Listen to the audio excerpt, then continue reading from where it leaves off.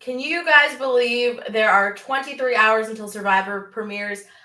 Doesn't matter, because right now we are talking about Survivor New York Season 4 Veterans versus Contenders, the finale with, of course, Chris, with Alex, but most importantly, with Emily Paddock, our winner. Guys, welcome to the show. Let's start off. Chris, how are you? I'm good. I just spent an entire day with all three of you not too long ago, so I'm glad to spend another night with the three of you. Yeah.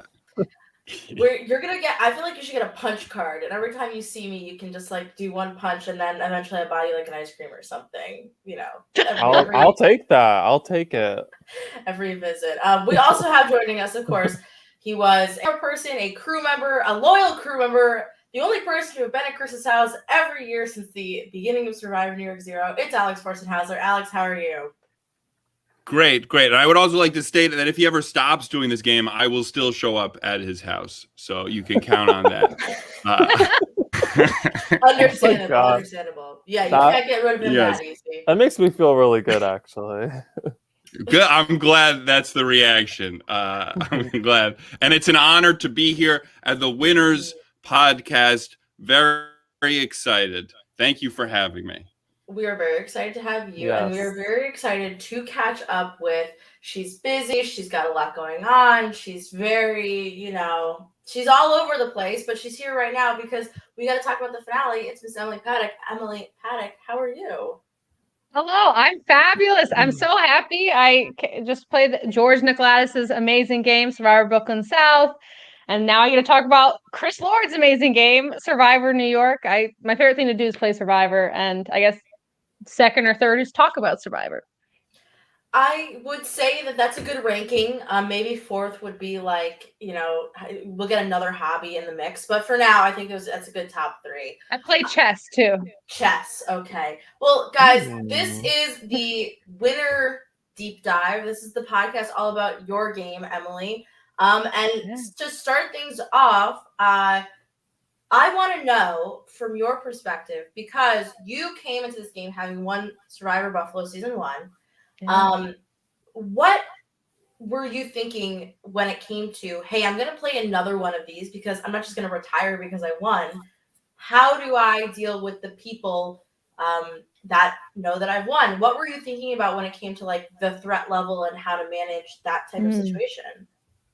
Well, to be honest, I didn't think of that piece too much. What I was thinking about was how in Survivor, after my win of Survivor Buffalo, I didn't feel like I had won a game. I felt like people were talking shit about me behind my back and saying I shouldn't have won because of an advantage.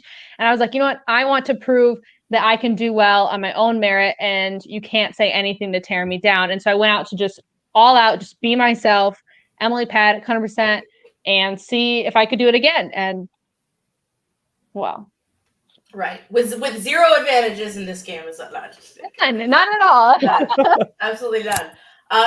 Yes, and that was a crazy season, Survivor Buffalo. What was the onus for applying to Survivor New York? You and Mark were at Survivor Buffalo talking Survivor New York up because he'd just come off 3. You were off producing it, and I just felt that weekend format was exactly what I needed to do in order to get more. It's like, if you can only, I put my first game was Survivor Michigan, which is over a semester, and my grades tanked, and it affected every facet of my life. Faucet is, I just imagine like every tap in my house was plagued. I don't know. I just watched Vacation last night, and there's a lot of faucet jokes. Okay. But yeah, I wanted to play another 2-day, 1-day game, and it was in New York, so why not? Now, Alex, you've said this before. I'm happy to admit to this, but I didn't want to cast Emily at first. I just wanted to cast Sarah because Emily had won and Sarah had lost, and you had always insisted that we cast Emily. And Chris, I want to throw this to you too. What is it about Emily that people need to have in their games? Like, I think that Emily's a great character, and I want you guys to sort of tell me why. Why was I so wrong? You can start, Alex. Well, I just saw her interview, and I was like, we have to have her. And yeah, you were very pro Sarah. I remember I was very pro Emily. And it's funny that the way the game played out, where they both made it to the end, and then it's a tie vote. But yeah, I'm happy that my pick came out on top. I think I liked her because she had won before, and I don't know. I like to cast the people who I think are like the best players. I always my favorite game is a game with the best players, and you had played in Survivor Buffalo, and you had told me a little bit about it, and I thought Emily sounded like a great player, and I thought she'd be great to have. I feel like you wanted Sarah more because you thought, maybe she got like a raw deal, and you wanted to give her a second chance, which is also a valid reason. And I think it was great to give her that chance. I'm glad we cast both of them. So yeah, I think, it turned out very interestingly. Yes. I feel like for me, it was just like you had come off of Buffalo and you had told me, Naomi, like your experience like playing with Paddock. So you had told me all these things about her. So I was just going to join your train, and I had thought, okay, I'm just going to trust in what Naomi knows about Paddock and Sarah, and just These were gonna good go things. with that. I swear. Yeah. I swear. Okay. I don't think the Paddock was. Were they all good things? All right, wait, maybe? now I feel like I know How you could were it be? talking How could it shit. be? You're like, we shouldn't cast her, but here are all these good things about her. It was not bad things. It was like she's a villain. She's a young things that Emily doesn't agree with, but I find. She's a young girl, maybe a little bit like self-entitled, a little bit bratty. Like, okay, this doesn't sound like nice things, Chris, and but she said you were extremely intelligent, extremely aware. So like it's like you're a young girl. I mean, 20-year-olds at the time, like every 20-year-old is bratty. Like that's just the reality of it. Okay. I don't know if that's necessarily a true statement. I would like to defend. No, I think Sarah. Non-bratty I wanted Sarah and I wanted Paddock. I liked them both, but Naomi had the real reins there because she knew both of you. So when she said Sarah instead of Paddock, and we didn't want to cast friends, that's what we did. But when we needed to put in Paddock, we put in Paddock. I would also like to say, I feel like a lot of things that Naomi said, at least from my perspective, were taken with the grain of salt, because the truth was Emily, beat Naomi at the game. So, there's like a little bit like, oh, you beat me. It was a bitter jury. It was a very bitter jury. Wait, Patty, can you tell people watching what happens in the final 3 of your season? Hang on. No. Here's what I'm going to say. Because, look, we can go all night. I wanted to cast people who hadn't won. As we know, I didn't want to cast Kylene. I only wanted to cast Emily Forrester, because I wanted to give people who hadn't won the opportunity to try even harder for the win. Now, of course, the other part of this is we love Survivor. If they want to try harder, they should vote out the people who won before. If they really want to try hard, they could just vote out those people. Emily, did you tell anybody that you had won before? No, I didn't. I did realize that wasn't smart after I was told. I was approached by multiple people that were saying, hey, Kai won before. We have to watch out for that. And so I went, oh, yeah, watch out for that. But also, okay, watch out and don't tell people that you also are in that boat. What I was also going to say is that we had the idea of veterans versus contenders, which we talked about a lot, right? Was the sort of solution to the problem of people know each other and they often don't get to be figured out because it's so easy not to say anything. So we do this game to call people out as veterans and say that, hey, they've played before. Here's the target on your back. Thank you for coming to play. And I think that was a solution that ended up making it much more easy to say, yeah, let's cast Kai, let's cast Emily, and let's have a great time. It was a great season, and that's why, Alex, I say that you were wrong, that I was wrong, and that you were right, and that we absolutely should have had Paddock on this cast from the beginning. And I was not salty. I still voted for Emily. I could have taken the rude way out, but I voted for Emily to win Buffalo. So we're just teasing Naomi. than previous games. And Mhm. I'm somebody who I want to play the game I'm in each time, not rehash old things. That's true. That's a Yeah, good and point. I think to an extent, it also kind of catches people in a lie, right? Like, was it you who got caught in a lie? I know Matt did. No, I caught Alejandro because Alejandro told me he hadn't played before. And you caught Emily F as well. Yes, but Emily F said it to the group, and Alejandro said it just to me. Interesting. I love that. That's what Naomi and I really wanted. You know, the theme was really something to kind of bring together my game with the LRG community. And that's what I think going forward with these games need to be about, is really embracing the LRG community and sort of celebritizing them in some sort of way. And that's what it kind of did. Definitely. I love this. This really comment from think- Jack just quickly. A group of people not being able to pick between Sarah and Paddock sounds familiar. Oh my god, that's so funny. But Paddock, I think so funny. you've won twice, but I think Yes. both of your wins were very difficult to achieve. Would you not agree with that? Yeah, I had to both times navigate not only a tricky merge, both games that I won, I was almost a merge boot. And I had to navigate these tricky alliances.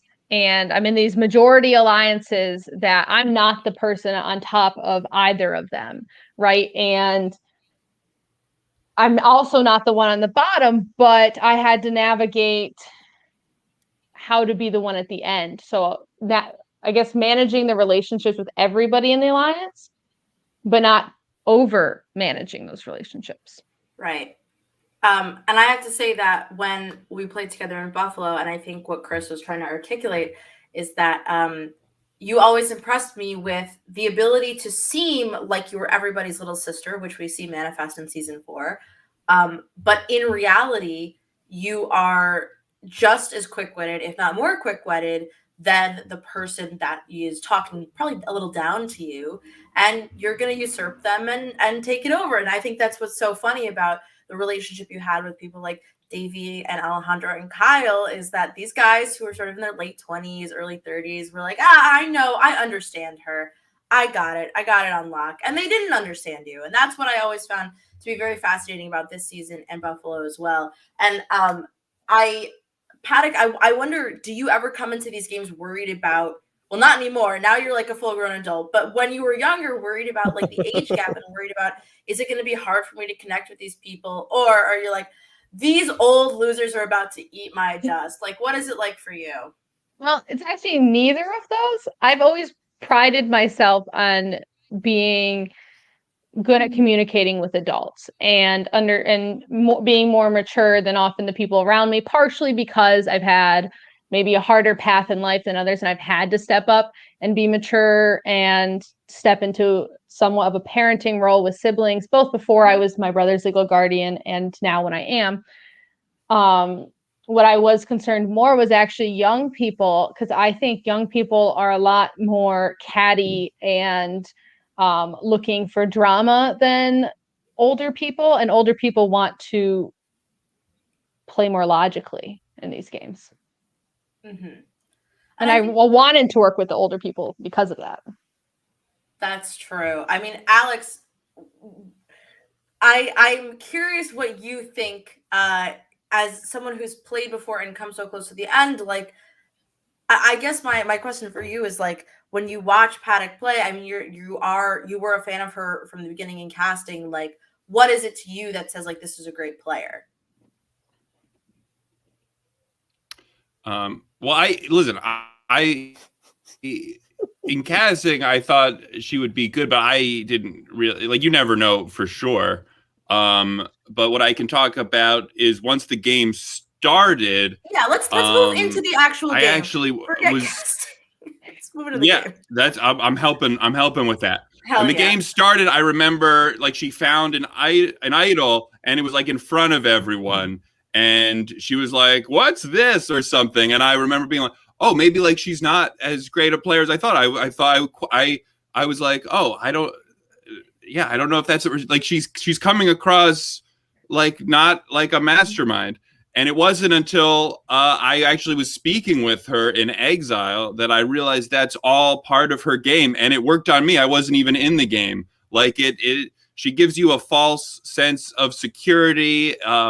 She gets people's guards down, and I always thought she'd be a good player. But then, as it was happening, she was even better than I thought. Because when I was talking to her at exile, and we were having a conversation about the game and about strategy, I realized this is all just, a facade. Like she knows exactly what she's doing. I mean, I think the idol thing, and Emily could speak to it more than me, but I feel like it was a calculated decision to try to get people to not think of her as like a huge player or a huge threat. As soon as I saw that, I saw the little corner of a plastic bag in the rice, and I was like, I can try to pull it out and shove it in my pants. I could show it out to everybody, or the third option was to close the rice and move it and not have anyone look at it later. I was just like, you know what? This is a really good opportunity for people to see me as less of a threatening player. Like, oh my gosh, why would anybody show an idol right away? That does not make sense. Except it does. It does.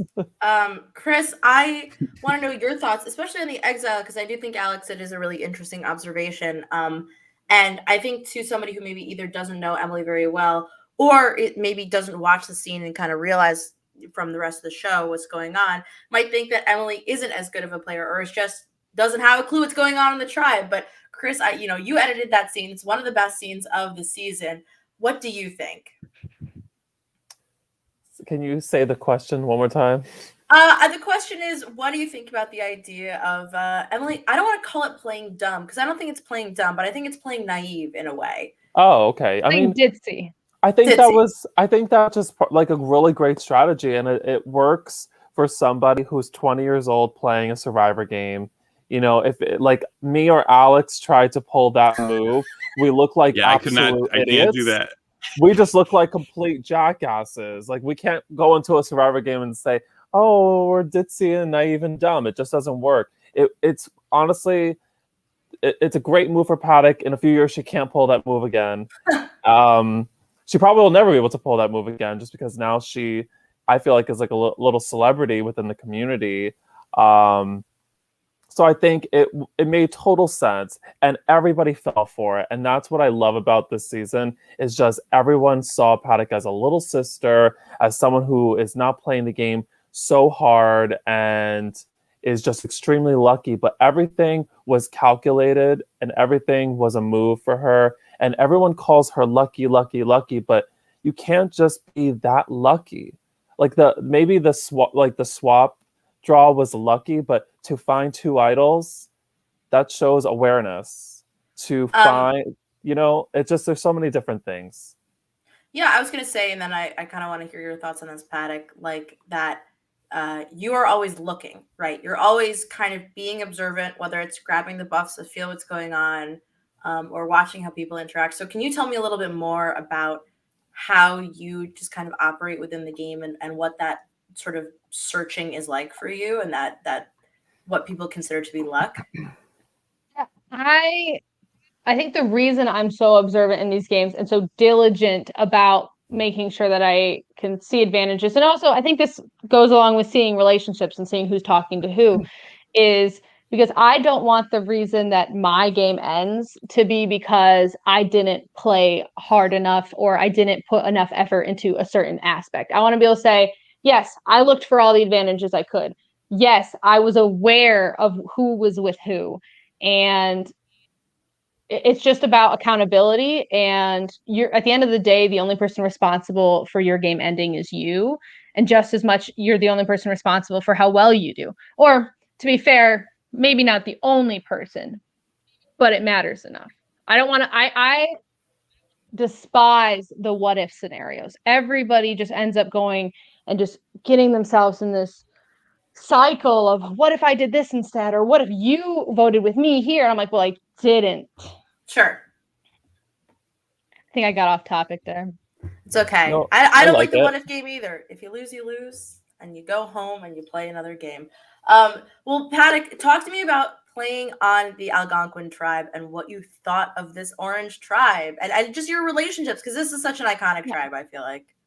I was, first off, so excited when the tribe was Algonquin because I grew up on Algonquin Lake here in Michigan. Google it, it's there. And then I worked at YMCA Camp Algonquin as a counselor for 2 summers. I went there every summer as a kid. I was already just like Algonquin pride. But then I get on the tribe and I'm prideful about it. And then I realize it's kumbaya. There's more than pride. There's, oh my God, we're together. We're everything's good. I love everybody. But we didn't all love each other or want everything to do with each other. I thought it was really interesting that we had 2 teachers with TJ and Liska, and I thought that was a little scary because it's really easy to bond over profession. We had Billy, who has a long track record of playing well in orgs, and he understands Survivor really well. We had Dresden, who's an absolute diva, and then we had me, who's a crackhead. Oh, and Sam. Poor Sam. I really wanted to work with Sam. I sat next to her on day 0 around the fire, and we had such good conversation, and I thought, this is somebody I'm going to go far with. And that's why at the first vote, you see me go, Liska's going home here, because I didn't want Sam to go, but I had to. Well, that was, I think, a difficult vote because it really became, I think, in a lot of ways, it was you making a decision and it was Billy making a decision. Because Liska and TJ liked each other and Dresden wasn't really in control, and it really was you and Billy making a decision. And I think that this vote is very interesting. And I'm wondering if Alex and Chris, you disagree with me or not. I think that the reason that Billy and TJ think that they can come back to you at the merge is because you do such a good job of forming a relationship very early on with this first vote, where you solidify sort of this group, this bond. You're with Billy, you're with TJ, and you lose Liska and Dresden, so who cares? And then you're able to sort of work with them and have TJ give you the information, all this stuff. I don't know. I think this is a really pivotal vote, or has a lot of implications down the line, more than maybe people think about. Yeah, I think the credit to who drove the vote is with Billy, because everybody wanted to work with Billy, and he was hearing all the names. He had to decide what was best for him. And I think he did ultimately make the best decision by wanting Sam out instead of Liska. But I definitely agree with you, Naomi, with what you said. And it's so, like I say every week, it's so cool to hear other people's perspective. I think it now it kind of like finishes some of the storyline here for me. Like TJ and Billy want to connect with Paddock. They go right back into this relationship, even though they haven't really talked to her or got to bond with her for many rounds. And they're thinking everything is kumbaya back to Algonquin, but it's not. And I love that Paddock plays her own game and doesn't just go right back with them, which is very like an old school Survivor sort of concept. I love Dustin saying, always watch out for the teacher alliance. But I want to talk about Exile for a second. I just want to jump there because Alex, you were there. Yeah. The vote doubler was your idea. I think it was a great idea, great addition to the season. Thank you. Emily, was there any other choice for you besides the vote doubler? And Alex, what would you have done if Emily had picked the other 2 options? Those are my 2 questions. So at Exile, the 3 options, it was a vote doubler, pick which tribe you go to, and then give somebody else, give a friend immunity. Name a friend, correct. And for me, I needed to figure out how to build trust with somebody. And that rules out the picking the tribe. I think it doesn't matter because I had 2 and 2 orange go on each tribe. So I would have connections either way. And also, I didn't remember who specifically was on tribes. Alex and I were sitting in the car and he was asking me, oh, who do you think which tribe do you want to have lost? And I was like, oh yeah, the one with Kai, Sarah, and Dresden. I hope they're safe because I really want to work with Dresden. And he's like, Dresden's not on that tribe, but he couldn't say that. I don't think I corrected you because I don't think I even knew. You didn't. I was No, not that's paying what I said. attention. Wait, really Yeah, quickly. Yeah, no. Paddock and Alex, was that the first time you guys had ever met? Like actually like Yeah. talked? Yes, well, yes, that was the official meeting. I mean, I interacted with like sort of her tribe as a whole, like telling them things to do and stuff and like, hey, be quiet. But that was the first time we officially met. And yeah, I guess so. Yeah, Emily was just saying in the car. So let me just make it clear. We did the whole scene that you see that was filmed where we did the whole menu, but then afterwards we still have the whole round left and cameras don't stay on us. And so we just kept talking strategy for the whole thing. And everything that I was saying before about realizing what a great player she was really did happen during that time period when we weren't filmed and we were really getting, into the details of Survivor strategy. We literally talked, about her last game. We talked in details about specific votes and moves and strategies. And then, yeah, we were talking about strategies moving forward. And we just realized we both love talking about Survivor strategy. And it was a lot of fun. So now to answer Naomi's question about what I would have done if she picked a different one, the answer is I would not have let her pick a different one. I was going to manipulate whoever came on to pick the one that I wanted. Now, luckily, I didn't really have to. I didn't really have to because she already wanted that. But I was ready to make it happen. Right. It was the best of the options. And I think the smartest option, especially for you, Emily, in that moment. Go ahead. It was the one that offered the most opportunity to build trust with somebody. Because giving someone immunity, okay, one, I guess the reason I ruled that one out was just because I want immunity. I don't want to give somebody else it. And as soon as you give somebody something publicly, that's when people are like, oh, that's a relationship I have to watch out for. Versus with a vote doubler, I could do it privately and no one would I wouldn't expose that relationship, but it would still bring the person closer to me. Sure. And I think that you want something that can really carry throughout the whole season. And I believe that the Save a Friend was only good up until the merge or something like that. I can't remember. It was like final Didn't even 7. read it. I think it was final 8 that we had done that. So Paddock, this is actually one of the most interesting votes of the whole season, but also I think really interesting because when we think about how quickly it went, because as Chris and I have mentioned before, we took so long at the beginning of this game that this end of day one was like a blur.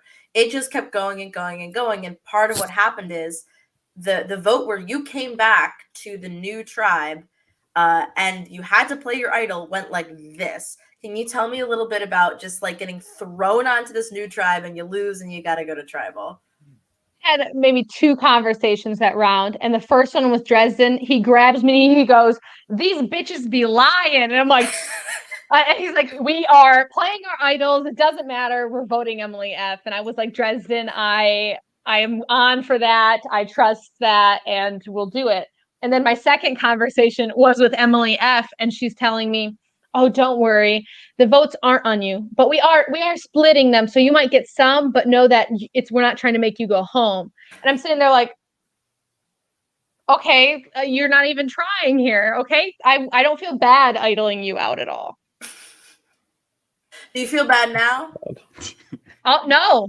I think that was the move that needed to happen there. Emily was the perceived leader of the Pink tribe.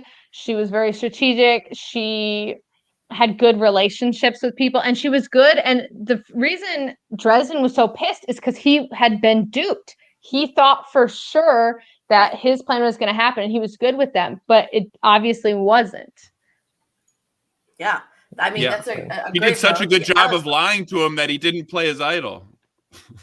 Yeah. Which thank God, because then we were able to go together one more.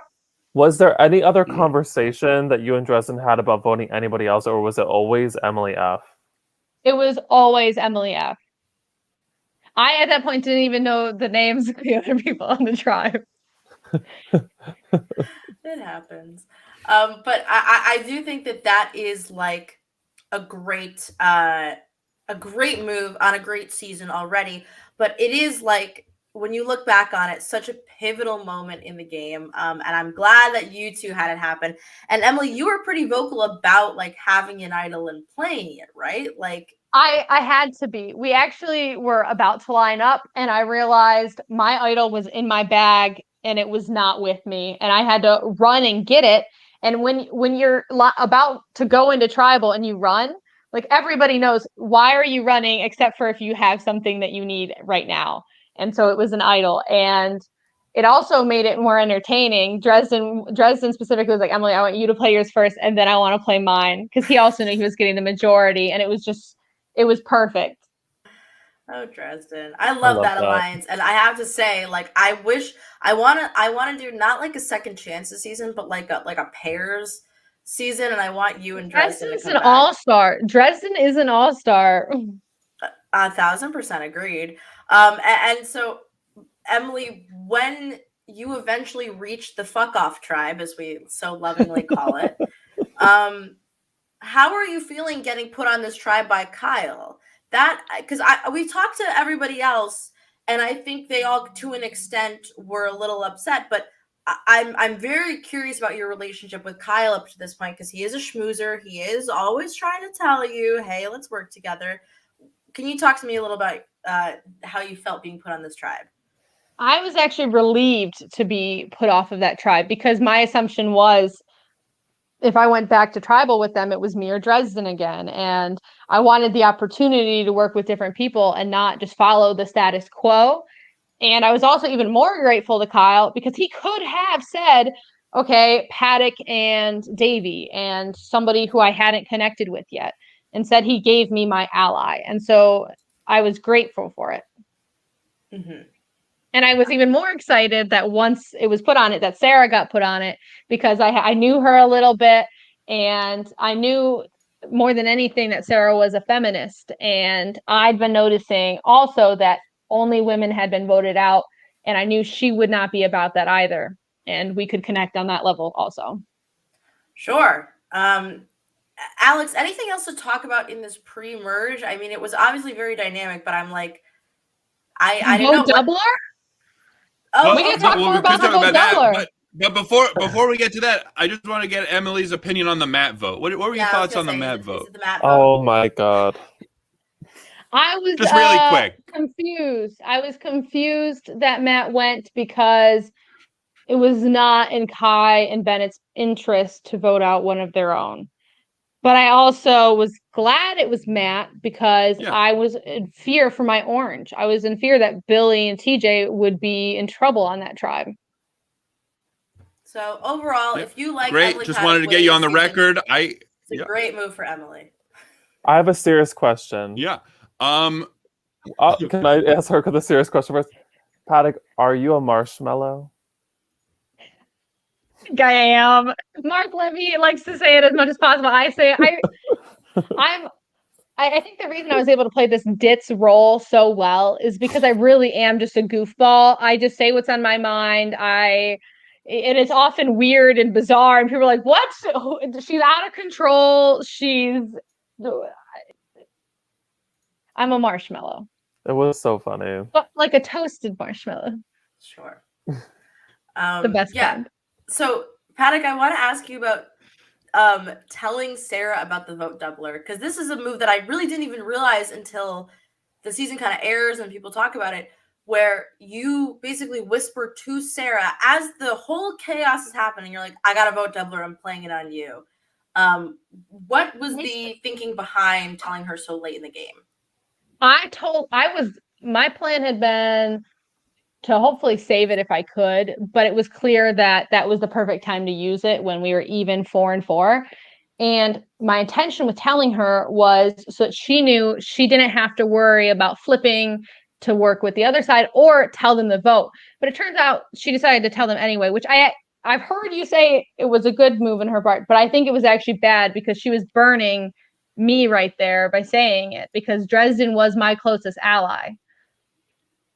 Sure, but then in the end, Sarah loses to you. So is keeping you around the whole time beneficial to her? Hold on. We don't. No, I'm just joking. I think No, you decide whether let's it's a talk good about it move more. or a The bad moment move you have to with the decide then. information that the person has in the moment and the outcome that they want. Yeah, and Sarah's Did outcome I cut there, out? I guess. Did you hear me? You a little bit, Alex. Go ahead, guys. Explain to me. You go, Alex. Sure. Emily, this is your podcast. You go first. What? Alex, you're like 5 seconds behind. This is probably why this is all happening. Yeah. Am I back? Am I at the current Yes. time? Is this all happening no, you're now? not. You're 5 seconds behind. Go ahead. Okay. So, Sarah, her optimal outcome, I think, is getting Kyle out there. She wanted to get Kyle out there. I think you claimed that it was a good vote because of her relationship with Pink, but I don't think that her relationship with Pink is damaged by not saying who she's voting for. Her relationship with Pink would be damaged if she was attempting to vote out Pink, Sure, but not by not telling the vote. I think it's safer for her to not say the vote. I don't think it damages any relationship. And there's also the chance that she doesn't know for sure that they could be going after Emily, which would really be bad. But also she tells them who she's voting for. What happens ends up happening. She's more in danger of damaging her relationship with Emily. Because if I'm Emily, I'm really upset that I just gave her this vote doubler to use. And Sarah just messed it up, got my ally Dresden voted out, and she caused that. And I think that that's a bigger thing to worry about than, oh, they're going to get mad because I didn't say who I was voting for. She has no obligation to say who she's voting for there. She's not voting for them. And she could always say later on, oh, my plan was if it tied up, I was going to just switch to your side. And I was waiting to see what the vote was going to be. I think that, but she would have known that it wasn't going to be tied up because she had the doubler. I left that tribal fuming because of this, and to me, it did not make sense to upend the plan that she was a part of making. Like, why by exposing it? And to be fair, she didn't know they had an idol, but you never should know when somebody has an idol and they're going to use it, and there's always the risk of that. But I was sitting there fuming, like, oh my God, I feel so burned. Like, what do I do? This is just so frustrating.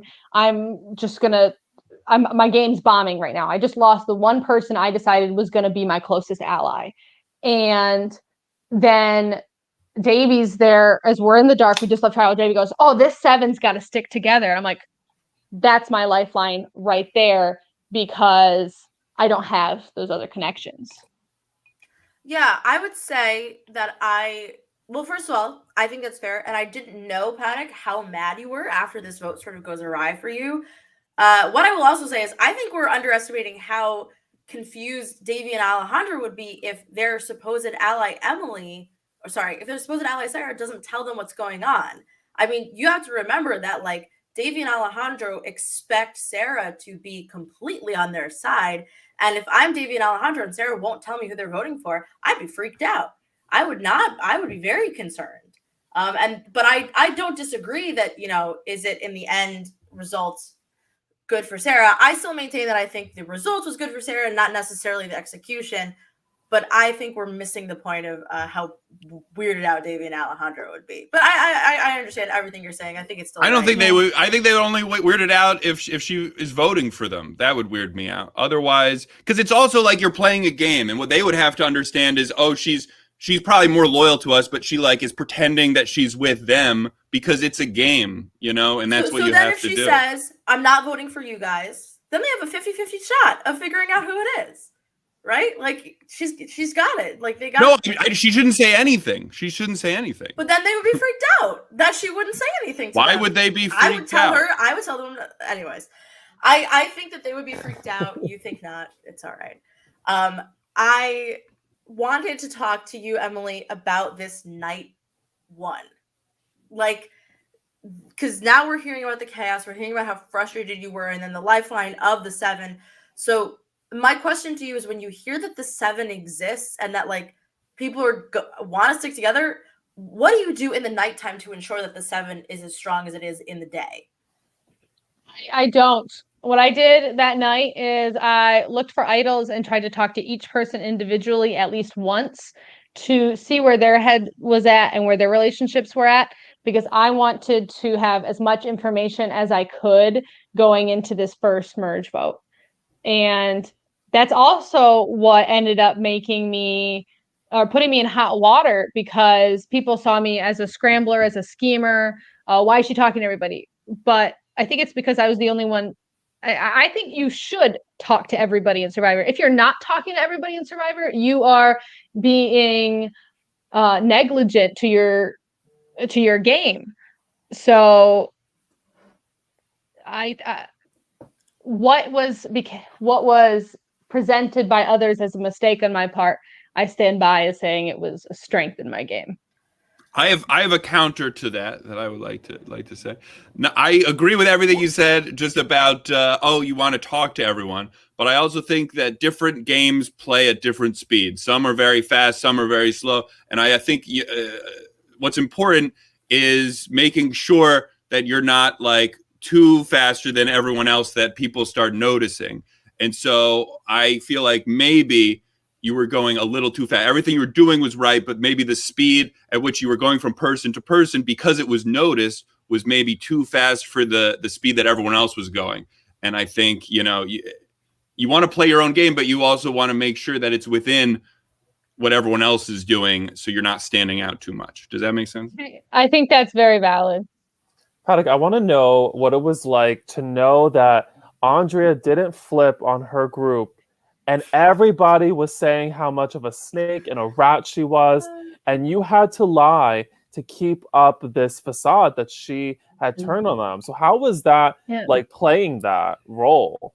I just did the I don't know. Maybe she did, maybe she didn't. I tried not to enter into those conversations because I didn't want to give away that I had done that. And Sarah and I actually talked, and we were like, do we tell people? And it was like, no, we definitely don't.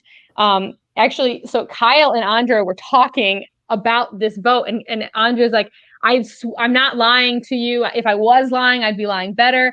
And I'm sitting on the edge of the pool behind them, listening to it, knowing that Andrea's right, and seeing that Kyle doesn't believe a lick of what she's saying. And it was just, I felt like I was pulled out of the game for a second and just being an observer. And it was so fun.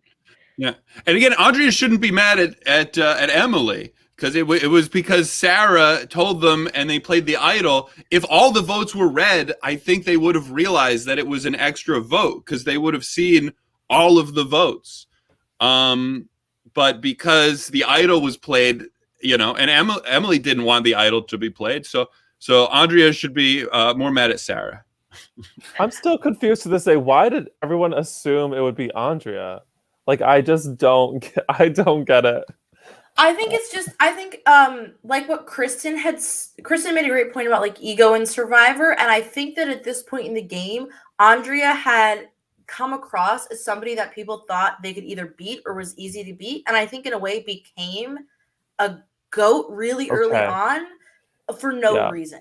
I think it was process of elimination, because Kyle can't vote for himself. Alejandro played an idol on Kyle. Why would he vote for him and then play an idol? And then you have Davey. Which he was with Alejandro, like in finding the idol and that whole thing. So it's just sort of process of elimination. Andrea, is bad luck for her. It was like, who else could it be? I agree. Okay, that makes sense for sure. Andrea the GOAT, yes. Paddock, you looked in that tree where the idol was, correct, that night? You're mute right now. Muted. No, you muted yourself. I had to go get a charger. But I waited until morning. Basically, I got up way before everybody else, went to the bathroom, booked it to the schoolyard, and was looking everywhere, because you specifically told us we couldn't go to the schoolyard overnight, which made me think there was something in the schoolyard. And I looked in that tree, and I probably also, just like Bennett, looked right at it and didn't see it. And it's quite embarrassing, but I'm glad mine's not on film. I mean, there's other embarrassing stuff involving you and that idol on film. Yeah, let's talk about that. Let's talk about it. That's one of my all-time favorite moments. You're up all the way to the top of this poor tree. Oh my gosh. You Yeah. fell. Yes. Talk about it. Yeah, I as soon as you said Lone Tree, I booked it and I was like, this is it. And people like it, my assumption was everybody was going to try to be climbing the tree. And so I just wanted to be the first one to it so that I could be the first one in it and find something. Turns out, yeah, it was at eye level. I was looking up, trying to say that I saw it at the top, so that my goal was that as soon as I got down the tree, maybe somebody else would climb up and say they were a better climber and try to go for it, and I could book it to another tree. But instead, I guess when I fell, I would, instead of jumping down, I did this thing where Sarah like stood up and I was trying to get on her shoulders, and then we both just fell. And we must have hit the branch that the idol was on as I was falling. And then it comes with it. And it kind of made my story look more accurate, even though it was bullshit. Yeah. And I would like to clear something up right now. Because, I think people still didn't realize it. People were assuming, now I did hide that idol, but people were assuming that I hid it way up in the tree, and people were mad at me for hiding it in such a dangerous spot. And like, why am I putting the players in danger? I specifically hit it on the lowest branch so that no one would get hurt. No one would go into the tree. No one would get injured. That was exactly what I was thinking.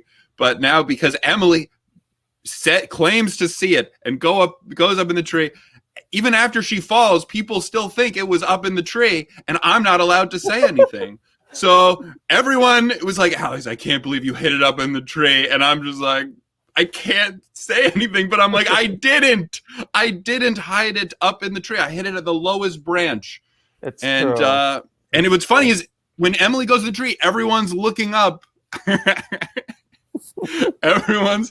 Yeah, exactly. That's a great reference. Everyone's looking up at Emily, and the idol's right next to their faces, but they're looking up at her, who's saying that she sees it. That's true. I love that. I love it. Paddock, were you really mad at Jack for getting that idol?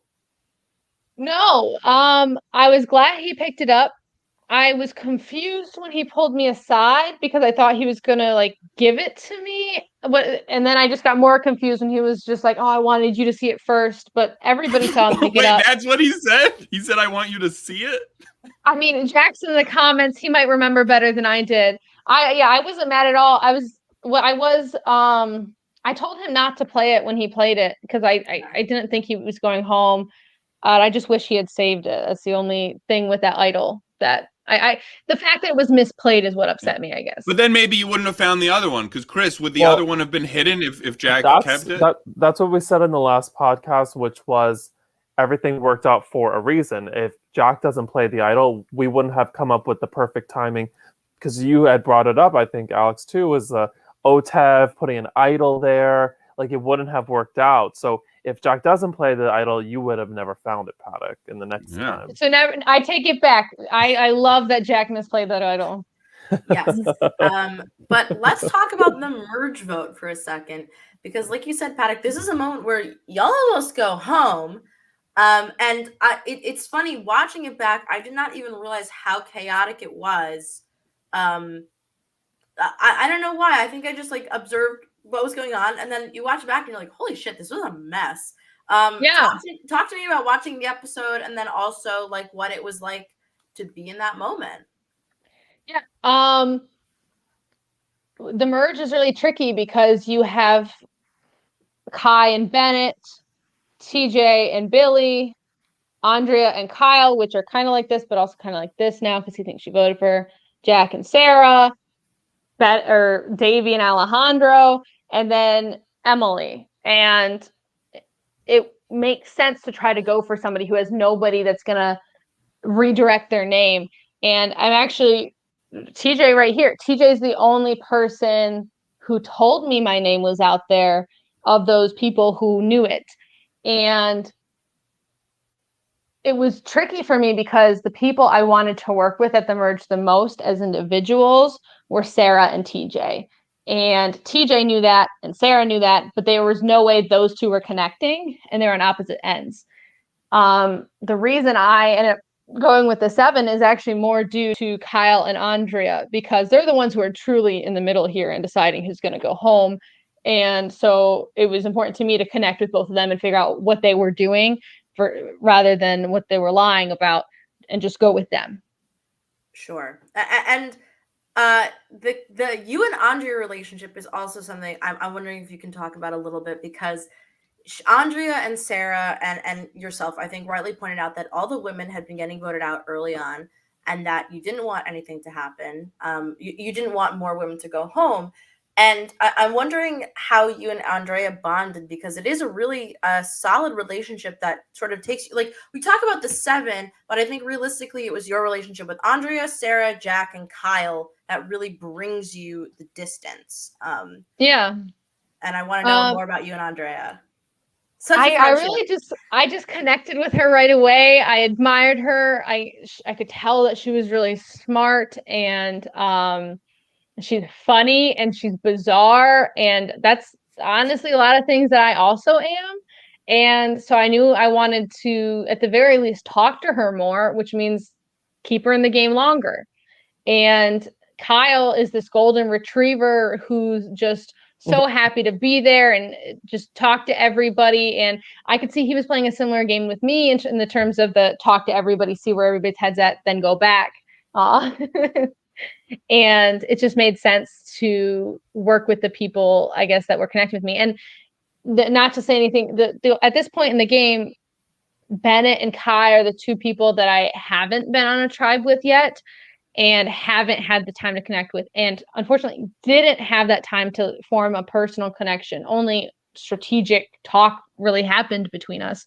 So it didn't make sense to go to their side of the game when I hadn't had anything with them yet.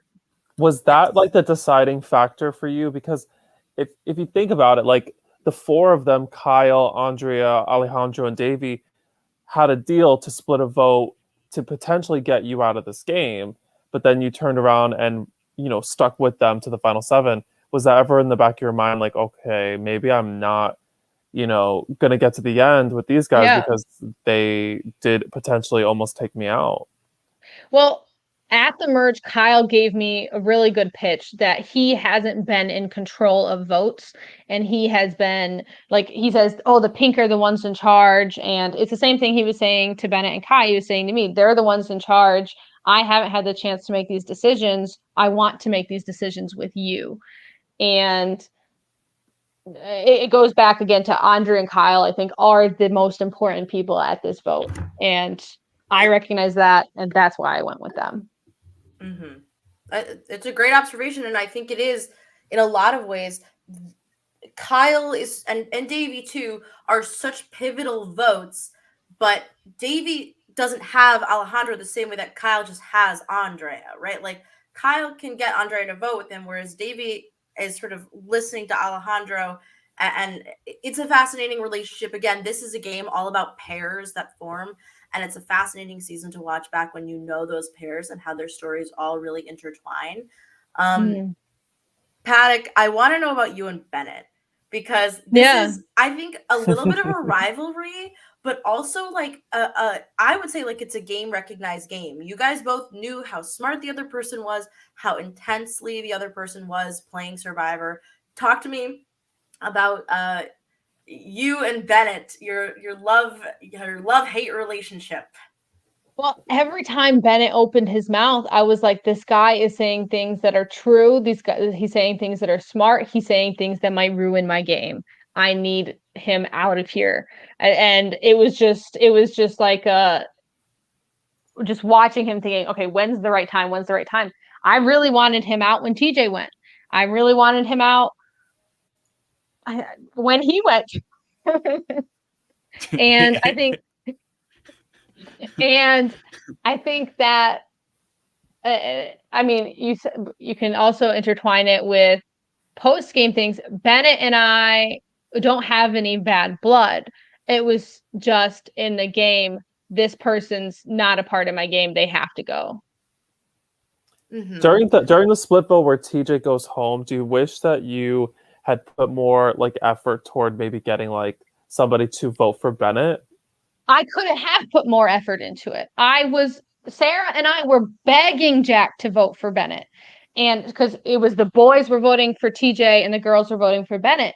And we were begging him to do it because that's what we wanted to happen. And he just wouldn't. And I watched Jack's podcast, and Jack, you said that we weren't asking you, but we were even at Tribal. We were saying, Jack, switch your vote. And he did it. There's literally, I don't know if there's any pitch that would have gotten him to switch his vote there. Yeah, And I was very confused by that vote because also TJ was not going for the idol clue during that episode. The immunity challenge, Chris said people could drop out and you'll get an idol clue, but it will be the next round. And Bennett dropped out, and because he wanted the idol clue the next round. But TJ stayed in it, and then he lost. And I remember at that time I was like, oh, this should be good for TJ because, like, why not keep him to the next round? He's not going to get that clue, but Bennett is going to get that clue. It seems like obviously you should go for Bennett. I was very curious if at this point in the game, like Davey's relationship with Bennett played a key part in that, because that's the only thing that makes sense in TJ going and Bennett staying there. I think that you noticing that shows even more just how good a player you are, because none of the players there realized that or said anything about it. And with the Davey and Bennett relationship, I truly think that Davey was protecting Bennett as he should have been. And I'm actually surprised he didn't protect him longer. Well, yeah, me too. Yeah. I also think that, like, the Orange tribe kind of got decimated in a way. Paddock at this point, once TJ goes, you're the last Orange member in the game. And I think that even though people don't really want to admit that it is like I don't want to say pagonging, because I don't think that's the right term, but like you kind of want to vote out the people that you don't know or the people that you do know. So, Kyle and Andrea had been on a tribe with Bennett and Kai. They weren't going to vote out Bennett and Kai. They were going to vote out the person that they were never on a tribe with. And I think it was like this weird culmination of like Davey was stumping for Bennett. The Blues kind of wanted to keep other Blues in the game. And you, Paddock, just didn't have the pull in that 7 to say, no, can we keep TJ, please? And it was really difficult. You and Sarah to an extent. But this is what I love about the season is that Davey and Alejandro and Kyle to an extent discount you guys so much. And you guys are sort of forced to go along with a lot of what they want and their reasonings and their choices. And in the end, you can just say, well, it's our choice now, and we choose to vote you out. Paddock, I'm wondering for you, when you kind of knew that, like, once we hit 7, Alejandro's gone, what was that like for you, the sort of pecking order as these votes are going on?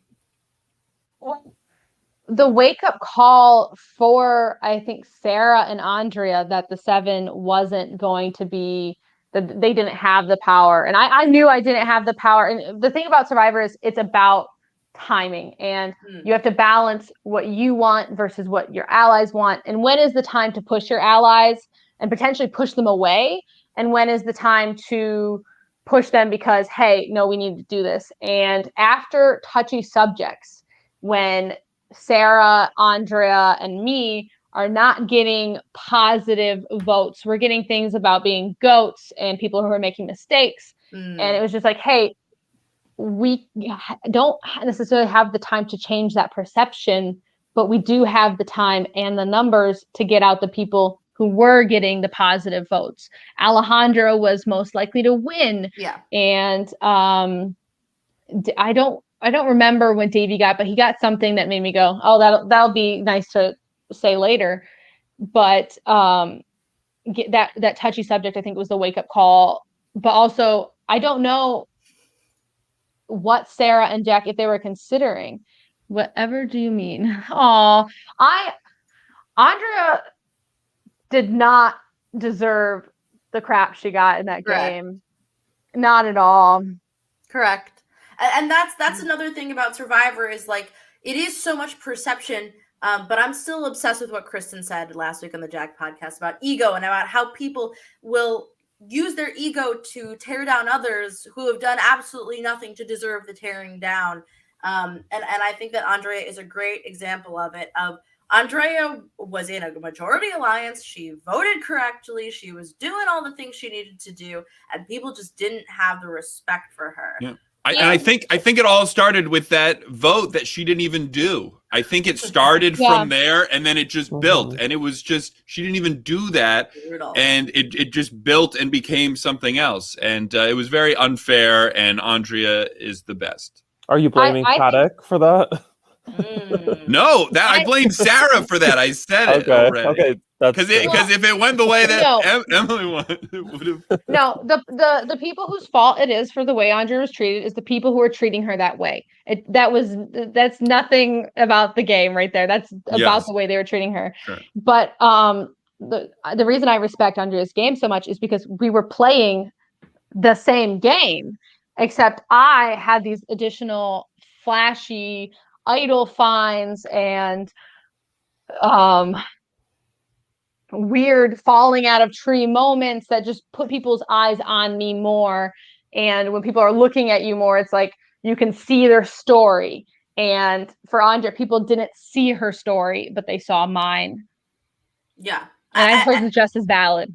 Yeah, and I mean, Andrea doing things like lying about idol clues and things like that, like things you would never think about doing in a live game just to fuck with like specific people. I loved it. I know, and I think also there is something very interesting about basically showing I'm going to go against this one person very strongly to the point where they're not going to like me. It's a fascinating sort of situation where like Bennett was really like, oh my God, can we just vote it on Andrea, please? And it's almost like, well, no, we're going to keep Andrea in. Like, of course we are. I don't know. I loved the way this all played out. It's so funny and so entertaining, just like in terms of Survivor. It really felt like almost like David versus Goliath levels of like people like disliking Angelina, but like she's so incredibly funny to watch on TV that you're like, I love it. Keep it in. Keep her in forever. I wanted to know, Chris, if there's anything else that you want to talk about before the 7 kind of split up. During the auction, there was a lot of movement and screaming. Yeah, I feel like you cut out a lot of that. I was surprised when I because it was so long. But can you tell people about the whole auction? Yeah. I thought that was just so funny. I was bidding on everything and I was getting everything because people were waiting for some big, something advantage in the game at the end. And so I was just like bidding little bits of money. I got like a cup of coffee, a honey bun. I think I had like another food item that it smelled bad. So I gave it away. But that honey bun was a villain in my game because it was attracting a bee, and that bee just was like following me. And that summer, like I was actually during the game, I was waiting on results from a test to find out like if I was allergic to the point of needing like an EpiPen to bees, because I had an incident where I got stung on the butt and my entire leg like went numb for like 2 hours and I couldn't walk or anything. So I at that moment I was like, I don't know how allergic I am to this thing. And I was running around like a crazy person. And it was annoying the hell out of Bennett. He was just like, what is this girl? Like, I can't stand her. But I was also just having a fun time. I was buying everything and running around, and it was a blast, actually. I think that helps explain the whole storyline between, you and Bennett, like having your makeup story and him saying, you running around with the honey bun. That's why I wanted you to explain that. But it's a very fond memory that we all have of you, I want to say. Yeah, and I think that it's funny to talk about like the Bennett relationship for a second. I think that Bennett always saw you as being so frivolous, and I think that always annoyed him, but also because he was like just in a cranky mood because he hadn't had coffee and he was just like a cranky guy in that moment. But it is funny because it was kind of like just being on the island and someone rubbed you the wrong way. And I think, he's gonna go home. He's on the bottom. All this stuff. I don't know. I feel like this auction is a hilarious snippet of like Bennett being mad at you, and part of it is because you're running around screaming about like a bee chasing you. Yeah. Bennett and I both think very similarly in terms of the logic of these games. And the difference is the way we present ourselves. And he presents himself as the jock, and I present myself as the ditz. Now, let's talk about voting out Alejandro, the king, the icon, the LRG veteran extraordinaire, because I think this is a perfect move. I mean, voting out Kai is also a perfect move, but like the blindsiding of Alejandro is like a perfect move for you guys to go to the end together. And one of my favorite moments is that Davey's like, "You could have told me." Would you have ever told Davey that you're voting out Alejandro? He wishes you told him, but you could not have told him. At this point, we still knew about Davey's extra vote from the auction that he thought nobody knew about because Sarah Davey saw had it an in the extra box. vote? Yeah. Oh. And okay, so we knew that he had that, and the fact that he could maybe do something, and the person I thought potentially would want to work with him and Alejandro was Kyle, because in my mind it really was me, Andrea, Sarah, and Jack, and that was going to be the final four. As soon as we got to 7, the 4 of us knew that. And voting out Alejandro, I think it took 5 seconds to 10 to decide who it was going to be, and then we just split around to graft and try to convince people that we were voting Andrea. But and I go to Alejandro and I say, "Oh, we're the biggest threats in this game, and we need to stick together, meat shields, all that stuff." But in reality, I knew that was not my best route to get there. Now, why did you pick Alejandro over Davey, knowing that Davey had the extra vote? I don't remember, but could it potentially be? Sorry, I was going to guess. I want to hear what you say. Oh, I was going to guess potentially Alejandro, because he saved Kyle with the idol. Maybe that would be a concern that then they would get together. That very well could have been. I just like to make up answers to my own questions. No, I think Alejandro has more experience in these games, and with the veterans versus contenders theme, that makes him more of a threat. And getting the Alejandro will win this game vote at the touchy subject really, really damaged his chances there. Well, Alex, I think you're right, because if you remember, Kyle even says, I think to you, Paddock, he's like, Alejandro played that idol for me, I look like his bitch, or he doesn't say it like that, but that's basically what the idea is, that he's sort of vocalizing that because Alejandro did this thing for me, I am under his belt, I am under his wing, and I can't get out. So I do think that for a lot of reasons for Kyle, it's a great move to get out of the shadow of having an idol played on you. The reason I saw right through Kyle actually when he said that is he was trying to make me think that, oh yeah, he's under his wing. But in reality, it was because it was a strength of Kyle's that he had gotten somebody to play an idol for him. Oh, totally. And then later he tries to do it to me too. But it didn't matter. Although he didn't really get him to play it, because Alejandro literally just found it at that tribal council, and I think he played it because he found it because of Davey's information. Yep. And he sort of just wanted to get rid of it, so there was no confusion of whose idol it was. Yeah, I think what Kyle means when saying he got Alejandro is more that Alejandro trusted him enough to think that I'm with you forever by playing this, and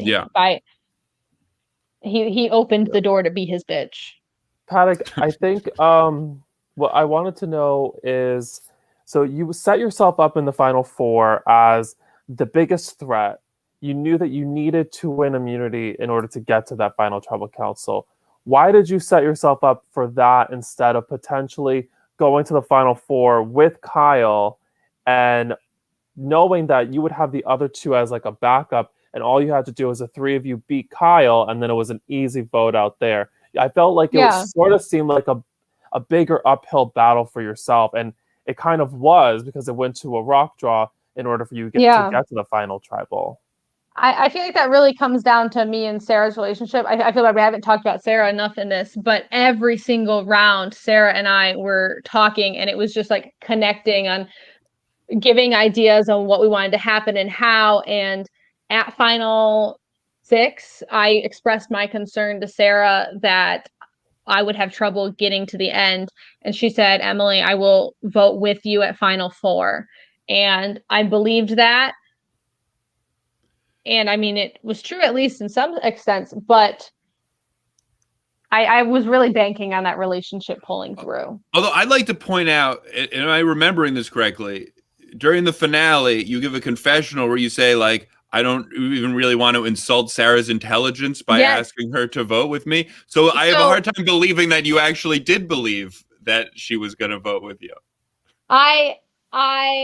I believed it up to a certain point. Basically, I thought I have to fight to get to the end. I thought no matter, but I still thought there was the chance. And I did. When I went to her, I was like, oh, so I understand if you might not want to do that anymore. And she goes, what? Of course I want to. And I'm certain, Chris, that's probably why that video's not in, is because she just like flat out said, yes, I'm voting with you. It gives away what's going to happen. Gives it away. Yes. Chris is like, yes, you ruined the season if you put that. Paddock, I want to know, if you won immunity, what would have happened? Yeah, so to be fair to Paddock has said a couple times that Jack doesn't probably go home in that situation. So talk to us, Paddock. Yeah. So Andrea was the one who really wanted that girls' final 3, and Sarah really wanted Jack in her final 3. And so it really would have come down to whoever threw each other out the most, because I thought I could beat all 3 of them. And I was surprised when it came. I said at the end, this is my game to lose. And as you can see, my final tribal council performance was not as strong as it could have been, as it should have been. And I just thought I'd beat them all. So you would have voted for Andrea? Most likely. Interesting. Would you have ever voted for Sarah? Probably not.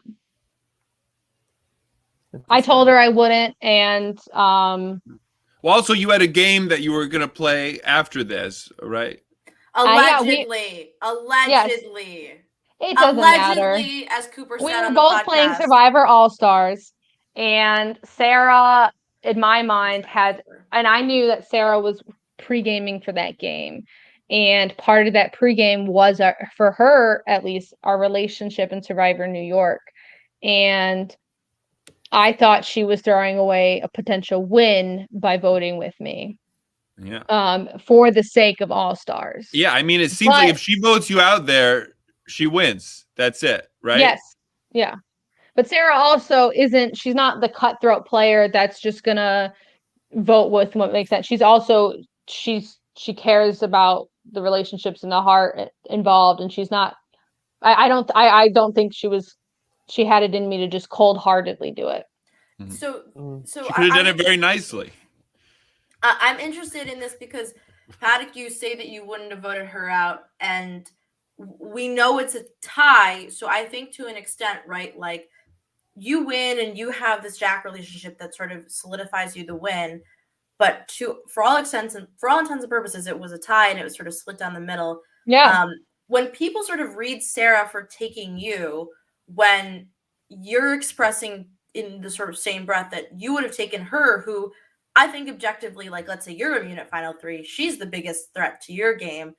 Yeah, of course. Is that, I don't know. I'm curious, because to me, I don't want to say it's, I don't know. It's an interesting thought, right? That people are telling Sarah what a mistake she made, but you kind of reflected, I would have done the same thing. I do the same thing.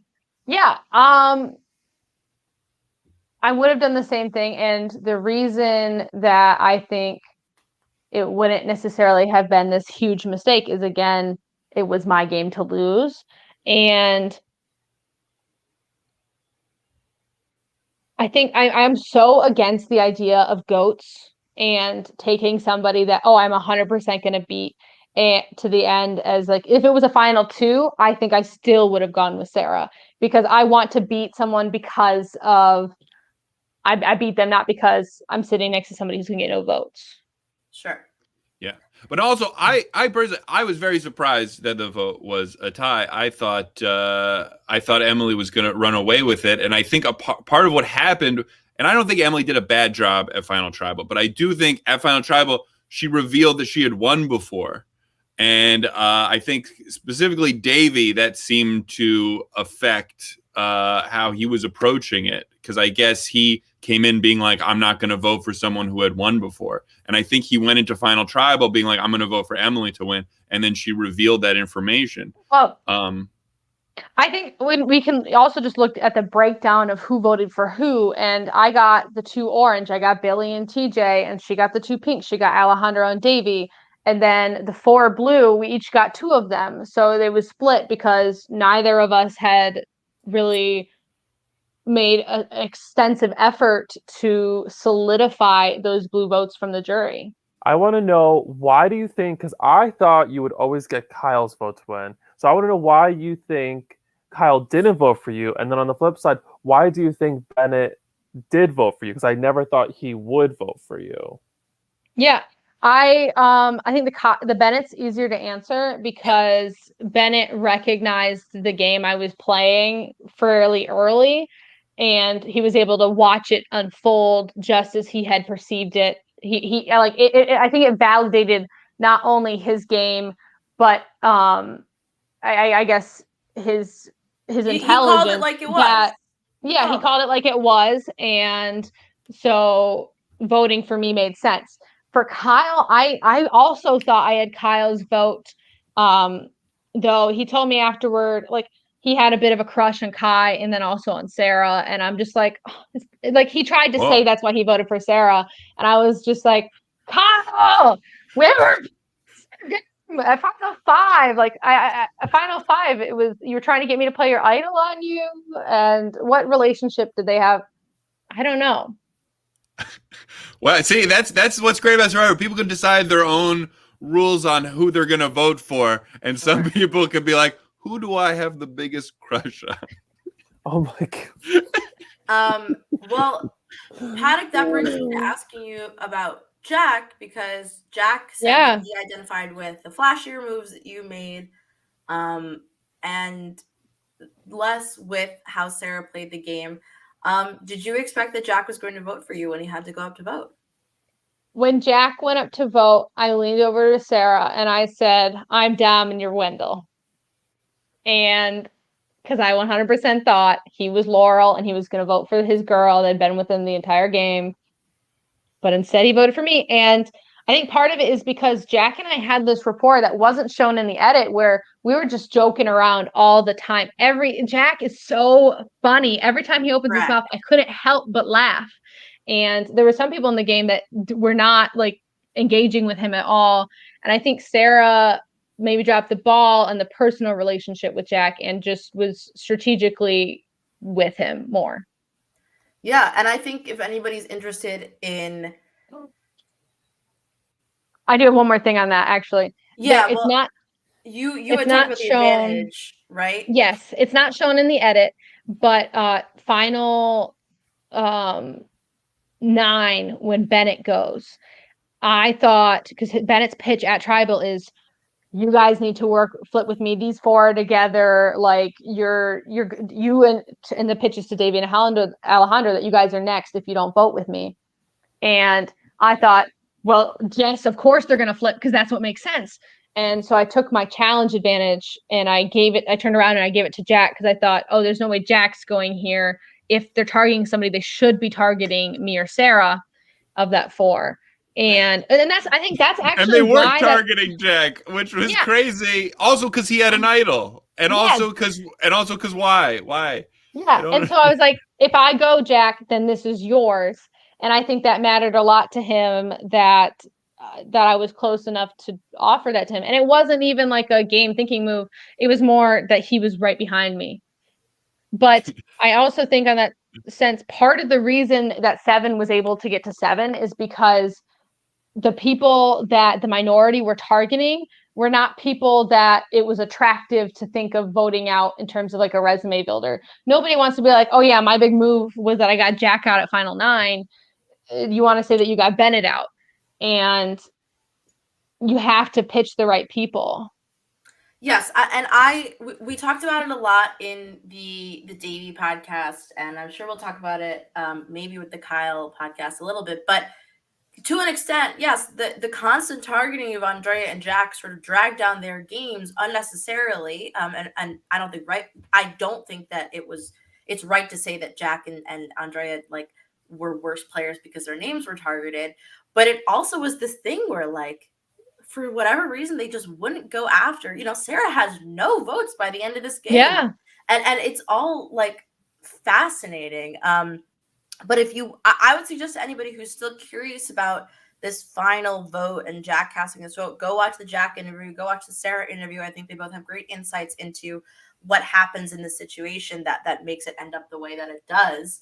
I was just lucky that I got the right rock. This is true. This is all true.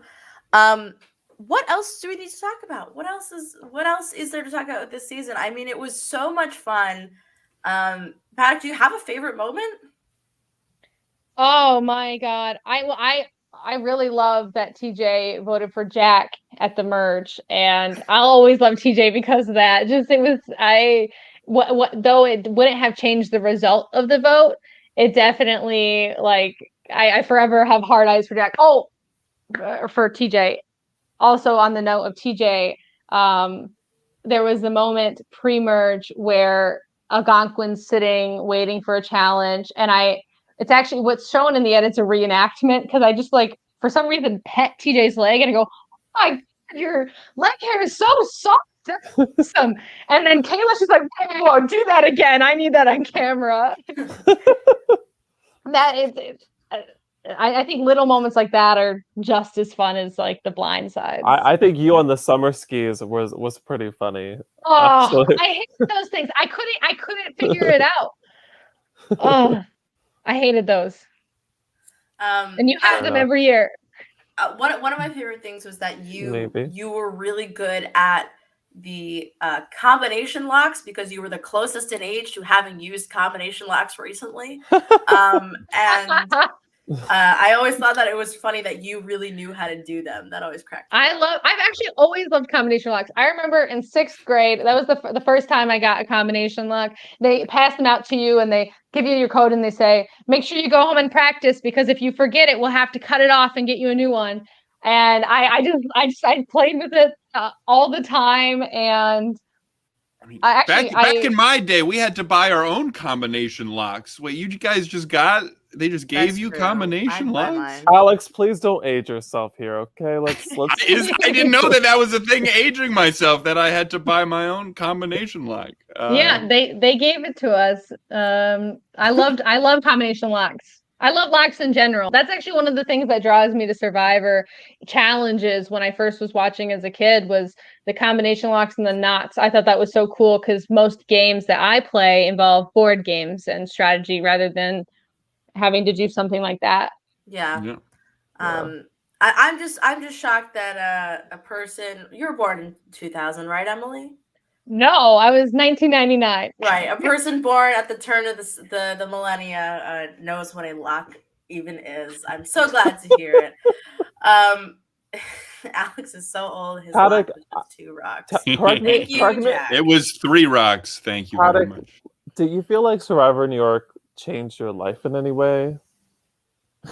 Yeah, I mean, it brought me into this community more. I feel like after Buffalo, I felt a little alienated from the Survivor community because I thought there was more negativity surrounding the results, mostly because of the advantage. And after New York, I felt like I had completely, I felt like almost like it's a coming of age story where I was like, I proved that I can do that. I showed that I'm awesome. And it really was a confidence booster for me. I'm a much more confident, sure of myself person than I used to be. And it's because of Survivor. And you got a sweet plaque too. Oh my gosh. Yes. Wait 1 second. Oh God. I remember I didn't know about the plaque, and then Chris sent me a photo, and I was like, "Where'd you get that from?" I Whoa. also framed all my votes, and then I remember you asked me for those. yeah, I had them mailed them to me. What you're Paddock. seeing reflection, but there's a lot of weird spellings. But I also have the final line challenge advantage down here. I tried to do the tribe colors in the back. I thought I was very crafty, and I've also broken the frame, so maybe I need a new one. Oh, I love it. I love when people Yeah. keep things from their season. That's like my favorite secret thing. I have so many Survivor things just in my room right now. I forgot to I forget that I furl that up when I have work calls so that people don't know that I like Survivor.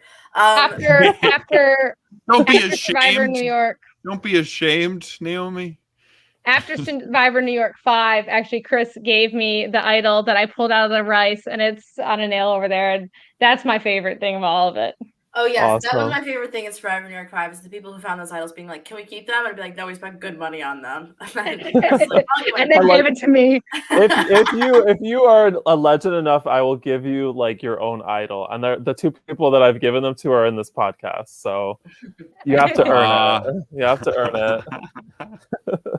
it. Well, guys, is there anything else that we need to talk about? Like, this is. Let me check my notes. Yeah, check your notes. Well, I just want to make sure you didn't do your Kyle interview yet, right? Not yet. So good news. We have the last 2 interviews scheduled. Kyle will be a week from now on next Tuesday with season 2's Matt Eichel will be joining us, which I'm super excited about. That's good. So cool. And then we will have Andrea's podcast on Saturday, October 2nd with Dr. Stan. So tune into those 2 amazing podcasts. I can't wait. Also 9 p.m. Those are going to be so fun. Do me a favor and ask Kyle about if he voted based on who he had a crush on. And while you're at it, you should also ask that to Matt Eichel. Oh God. Andrea, I want to be Andrea. I grew up. I love it. So Paddock, is this like? Do you feel like LRG? So you've played a lot in the last few years. You played a lot. Do you feel like you want to keep going, or is this sort of like near your end? Are you like aspiring for other things in life? Like, what is going on with you? I got a lot going on right now, so I'm not actively applying to more, but I will play as I decide to. If I want to have fun and play them, I will. I'm also going to be applying to some other things, and we'll see how that turns out. But Michigan's very far away, so we'll see. Friendly but deadly. That's my favorite thing that was said in the entire game was Bennett calling me friendly but deadly because it's really it. That's hilarious. So guys, I mean, thank you so much for being here. Thank you not only for this season, but for helping on season 5. You guys were very, very helpful on that season in our little hurricane of a Survivor game. And I am so glad we got to hang out, but also I will see you, I'm sure, in the future. And just as a reminder to everybody who's watching, subscribe to Survivor New York on YouTube. Because season 5 is not just around the corner, but like the teasers are going to come, the trailers are going to come. So keep your eyes peeled. And more importantly, follow us on Instagram, join our viewer group, and check out all the amazing content in the Survivor Brooklyn South viewer group as well. Lots of more Paddock content if you would like to check it out. And most importantly, I don't know, tune into Survivor tomorrow at 8 p.m. I don't know, like what else?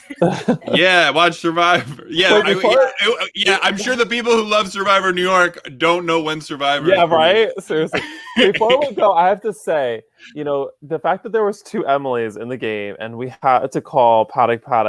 I feel like I when I went to Survivor Brooklyn South, so many people came up to you and said, "Oh, it's Paddock," and it was just like. It wasn't even Emily anymore. Do you feel like more people are calling you Paddock than Emily? Yeah, I had people asking me, which do you prefer, Paddock or Emily? Paddock or Emily? And I was like, I mean, they're both my name. So I answered to them both. But it feels really good because as we know in Survivor, it's a great honor to be called your last name. So I, of course, will always say Say Paddock. I love it. Awesome. Guys, thank you for Great. being here. This Let's was fun. get some sleep. Say goodbye to Yes. the folks at home.